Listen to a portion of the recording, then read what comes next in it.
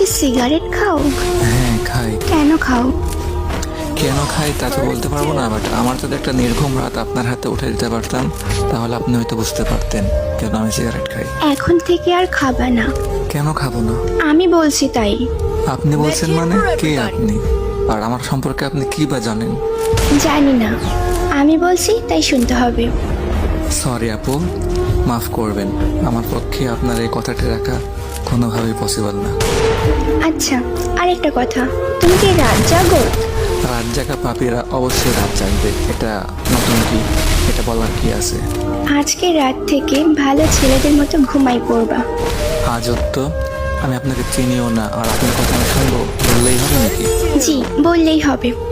আর মুখের উপরে তো কথা বলো কেন? মেরে সোজা বানিয়ে দিব। আপনি ভাবতেছেন আপনার এসব নরম নরম কথায় আমি গলে গিয়ে নিজেকে পরিবর্তন করে ফেলবো, বাট এটা কোনোভাবে সম্ভব না আপু। আমি অগোছালো ছিলাম আর অগোছালোই থাকবো, আপনার এসব কথায় কোনো কিছুতে আমার যায় আসবে না। এত অগোছালো কেন তুমি? অল্প বয়সে পরিবারের দায়িত্ব কাঁধে নেওয়া অ্যান্ড একটা মানুষকে খুব বেশি ভালোবাসার পরেও তার দেওয়া আঘাতগুলো আমাকে অগোছালো করে ফেলছে। আমি অগোছালো ছিলাম না। নিজেকে গুছিয়ে রাখতে পারো না? যার জীবনের কোনো তৃষ্ণা নাই তার জীবনটা গুছিয়ে আর কি হবে? তুমি এত রোগা কেন? খাওয়া দাওয়া ঠিক মতো করো না?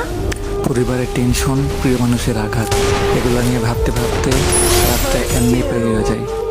সকালের খাবারটা ঘুমিয়ে ঘুমিয়ে পার হয়ে যায়, আর দুপুরের খাবারটা কাজের ফাঁকে কখন যে খাই বা না খাই কোনো ঠিক ঠিকানা থাকে না। আর রাতের খাবার তো বন্ধুদের আড্ডায় ভুলেই যায় খাবারের কথা। এত এলোমেলো হয়েছ কিভাবে? ওই যে বললাম না, পরিবারের টেনশন আর আপনার মতো একটা প্রিয় মানুষের আঘাত। ও আচ্ছা, আসলে তোমার জীবনের মানুষটা ভুল, এই জন্য তুমি ঠকে গেছো।